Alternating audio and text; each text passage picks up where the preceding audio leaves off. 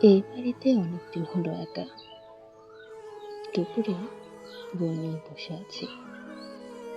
বই থেকে মাথা না তুলেও মনে হলো একটা ইঁদুর যেন ঘরের কোণে কোণে দৌড়ে গেল। আসলে কিছু না। একদিন হঠাৎ মনে হলো একটা স্বচ্ছ কাচের গুলি চেয়ারের তলা থেকে বেরিয়ে সামনে গড়িয়ে গিয়ে কোথায় লুকিয়ে পড়ল। আসলে এটাও কিছু না। পাল্লা বন্ধ কাচের জানলার ওপাশে একটা বড় ছায়া খসে পড়ল। ছায়া না, নিশ্চয়ই সুপুরি গাছের বালতো।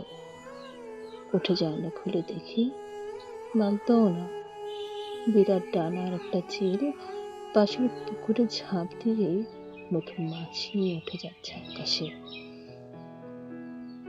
দরজা খোলা থাকলে মাঝামাঝি বেড়াল ঢোকে, পাশের ঠাটের এলসা কুকুরটাও ঢোকে। না না, বেড়াল কুকুর কেউ না। আজকের কাগজটা হাওয়ায় মাটিতে পড়ে গড়াচ্ছে আর ফটফট করে কান নাড়াচ্ছে। বিকেলে লতারে ছায়া তোলে দেয়ালে। হঠাৎ মনে হয় উড়ন্ত প্রজাপতিকে বুঝি টিকটিকি তাড়া করছে।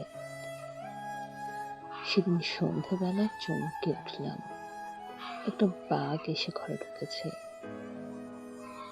না না, বাঘ নয়, তুমি। লাফিয়ে উঠতে গিয়ে তাকিয়ে দেখি না, তুমি না। পৃথিবীর ঠান্ডা সন্ধ্যাবেলাকার ছায়া ঢুকছে ঘরে।